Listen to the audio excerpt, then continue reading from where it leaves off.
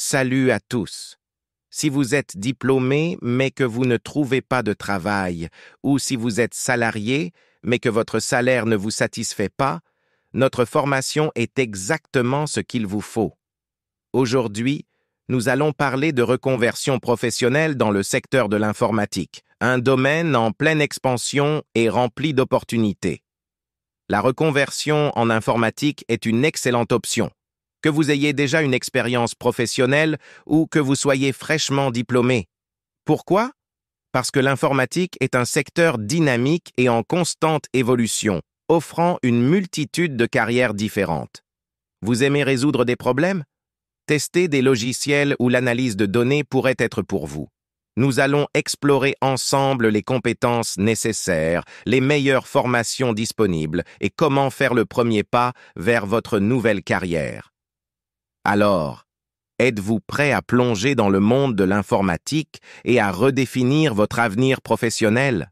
Abonnez-vous pour plus de conseils, partagez cette vidéo si elle vous a été utile et n'hésitez pas à poser vos questions en commentaire. Même si vous êtes nouveau dans le monde de l'informatique, ne vous inquiétez pas, nous allons aborder cela étape par étape. Étape 1. Détection du besoin. Imaginez que vous avez un objectif, comme construire une maison. En gestion de projet informatique, la première étape consiste à identifier ce que vous devez faire.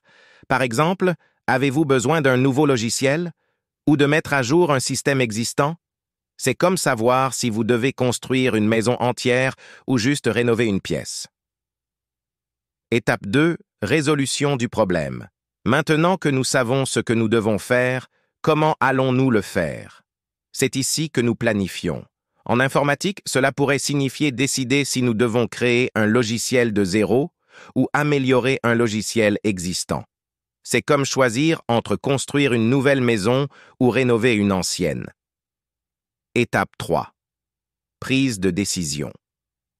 Après avoir exploré nos options, nous devons prendre une décision. En informatique, cela pourrait être le directeur informatique qui décide du meilleur plan d'action en se basant sur le temps, le coût et les ressources disponibles. Étape 4.